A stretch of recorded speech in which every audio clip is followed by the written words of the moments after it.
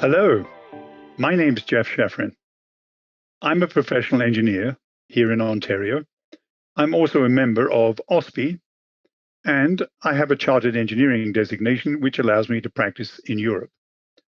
One of the things as a professional engineer I did many years ago, I've always had a passion for the human side of organizations. And I'm going to be talking to you today about corporate culture. This is a very interesting topic. It's something on which I actually wrote a book. But let me tell you how a corporate culture adds up and why every one of them is totally unique to every organization. A corporate culture is made up of 4 essential elements, and I define them as being values, attitudes, expectations, and beliefs. These are 4 essential elements that make every single corporate culture the culture it is from the work that I have done. Let's talk a little bit about each of them. What are the values? The values are, you could define as being the standards of something desirable, or you could be more complex and say it's a moral precept. What's interesting about values in an organization is that you can't change them so easily. The values, if you think about it in your own personal sense, are things that you learn almost from the cradle. They are part of your upbringing, whether it's in a family environment or a different sort of environment, whether it's fortunate or less so.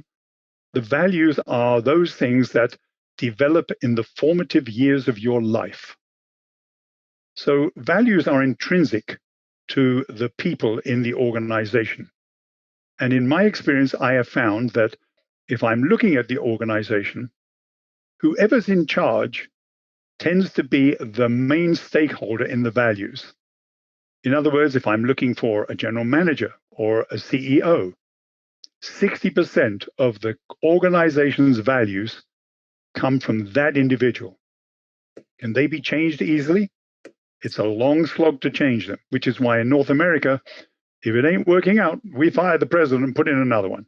Either way, let me not be so crude and I'll move on. Let's talk about expectations. This is one of the 4 attributes that is the most easily maneuvered. Think about it. You can create expectations within an organization. The boss can give directives. You can sort out plans and priorities.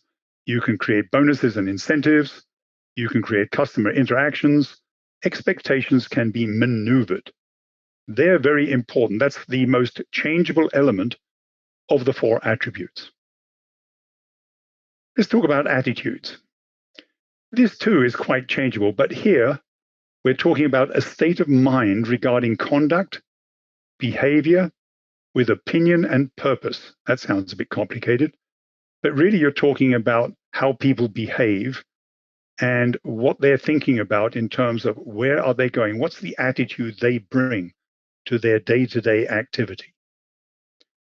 This is rather important because in addition to expectations, this too can be moved.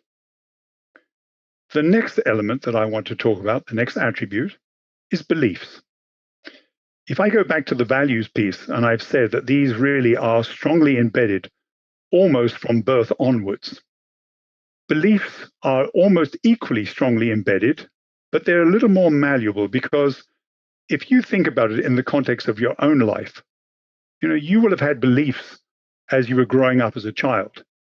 Then as a teenager, as you interact with your peers, your beliefs will have been expanded. Maybe you went to university or other further education, and your belief systems based on those experiences would have expanded and perhaps even shifted a bit.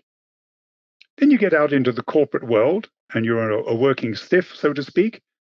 Now your beliefs have been cemented based on your experiences, and with your values in tow, this is really what drives you in a working situation.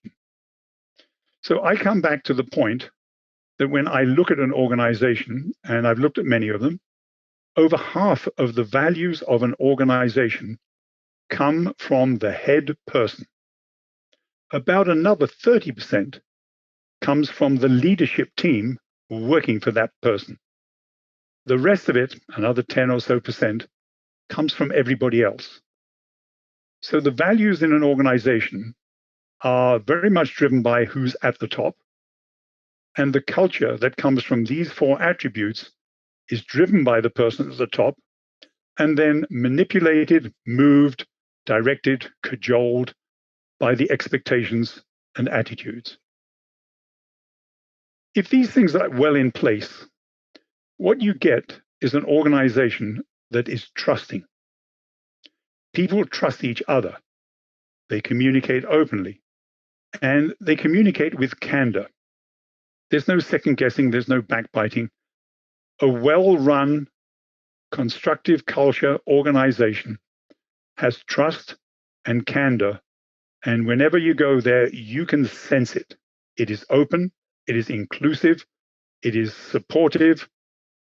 It's very important. But what does that do? If I summarize that as one word, the one word I would say is transparency. If you have a transparent organization, you have an organization that is trusting and candid. And if you have that, then the transparency which has come from candor and trust is disproportionately driven by the leadership team. And where does it come from? It comes from the values, the attitudes, the expectations, and the beliefs. And don't forget, the values is the single largest element and also the least changeable element. Beliefs, you can change and fine-tune a bit. Attitudes and expectations is where you can do things. So a culture exists.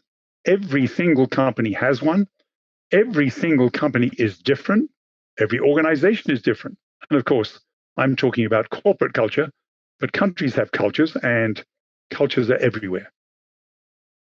So what is culture in action? As an individual, if you feel there is trust and openness within your organization, then you're already part of a culture that works. If you don't get that sense, you may not be the right fit in that organization, or you're just in a culture that doesn't work because you've got divisive leadership. Either way, your thinking process for yourself would be, if it's not a culture that works, what can I do to help change that? Can I make it better somehow? And my last thought I would leave with you is, in this organization, in this context, be a mover. Make things happen. I hope this has been of some interest to you. I very much appreciate the opportunity of having made the presentation. And I would say thank you very much for taking the time to listen. And I wish you well.